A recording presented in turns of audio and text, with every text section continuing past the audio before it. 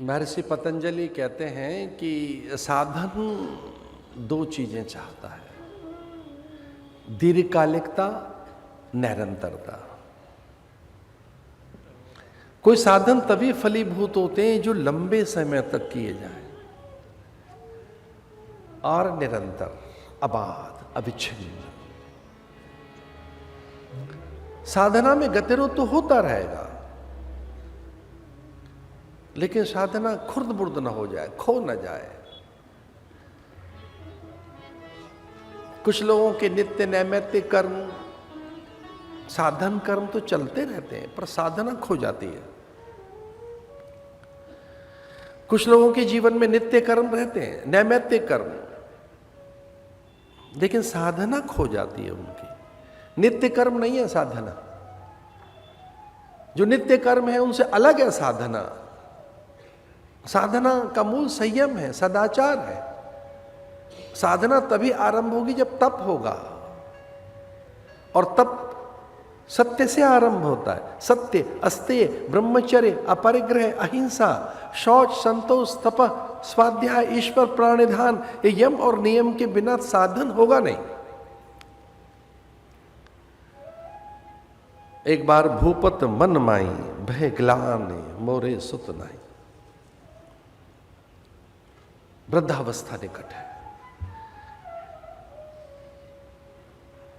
पूर्व की स्मृति आ गई दशरथ के भीतर से। कुछ ऐसा आया कि मैंने पूर्व काल में कोई कामना की थी, कल्पना की थी, कोई मेरा तप था, कोई मेरा व्रत था, पूर्व काल की मेरी कोई अभिलाषा थी। हृदय में से अभिलाषा जागृत हुई। पूर्व काल में कुछ सोचा था मैंने। स्वप्न में हमारा पूर्व काल प्रकट होता है। सपने 7 प्रकार के होते हैं। एक सपना वो जिसमें पूर्व की स्मृतियां उजागर होने लगती हैं। पूर्व काल, कारण शरीर कई बार प्रकट होता है।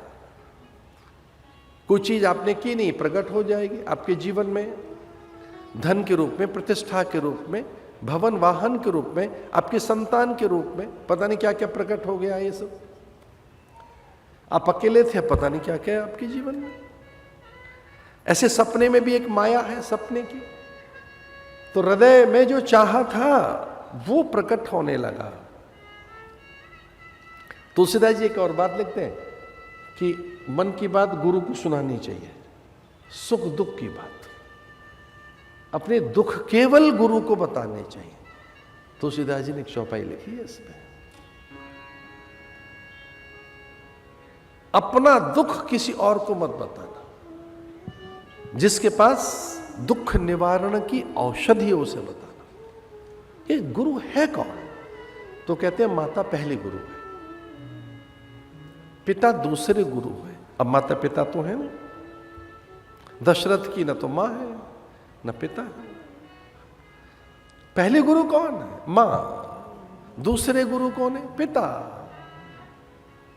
आचार्य देवो भव, फिर आचार्य गुरु है।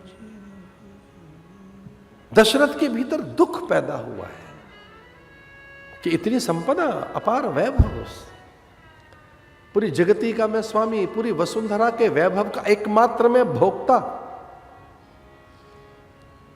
जब मैं कदाचित ऐसे ही तरंग में स्वस्ति वाचन करता हूं तो सनकादिक द्वार पर आ जाते। ऐसे पुण्य हैं हमारे कि मेरे स्वस्ति वाचन से रीझ कर सनकादिक आ जाते हैं। मैं ऐसे ही ब्राह्मणों का पूजन करने लगूं तो चुपके से ब्रह्मा दिखने लगते हैं मुझे।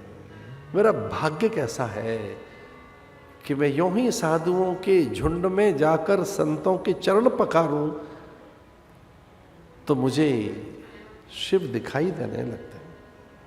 जिनके द्वार पर शिव का आवागमन हो, ब्रह्मा आते जाते हो, जिनकी देहरी पर नारद और सनकादिक का आगमन हो, फिर किस बात की कमी रही होगी? रामायण में हमको चलना है। बड़ी सरस कथा कहेंगे कल से। आज तो घाट बनाया जा रहा है, आज पहला दिन है, आज तैयारी कर रहे हैं, भूमिका बना रहे हैं। आज पहला दिन है। तो पहले दिन कुम्हार जो है वो मिट्टी तैयार करता है। पहले दिन चित्रकार कैनवस पे अपना तूलिका नहीं लेकर जाता, रंगों की तैयारी करता है।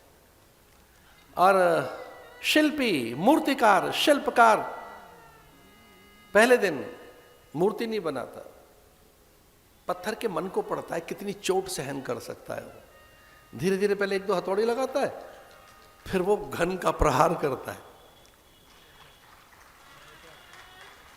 कि नासिका निकालनी है, चिबुक, हनु, वक्षस्थल, भुजाएं, नेत्र, भंगिमाएं। अब कल्पना तो करके देखो मूर्तिकार किस ढंग से नेत्र की भंगिमाएं बनाता है, और नासिका बनते बनते टूट जाए छेनी हथौड़े से, प्रहार न सहन करे। ऐसी कथा में सभी गुरुजन व्यास के मनमानस में बैठकर तैयारी करते हैं। उद्भव स्थिति संहार कारिणी। इतना ही नहीं है, असली बात पर आओ, क्लेशहारिणी। तो याद रखना सीता क्या करती है, क्लेशहारिणी। वो केवल ये तीन ही काम नहीं करेंगे, उद्भव, स्थिति, संहार, चौथा काम और है, क्लेशहारिणी। केवल क्लेशों का शमन करती है बस, ना ना तुझसे रुके नहीं, आगे बढ़े। सर्वश्रेष करीम सीता, सर्वश्रेष करीम सीता, इसका अर्थ क्या है, जो श्रेयस हो सकता है। अभ्युदय तो वो दे ही देंगी, लेकिन श्रेयस करीम सीता, क्या श्रेयस कर है, हितकर क्या है। ये ध्यान रखना, गुरु इस बात की चिंता में नहीं रहता कि सुख कर क्या है, हितकर क्या है।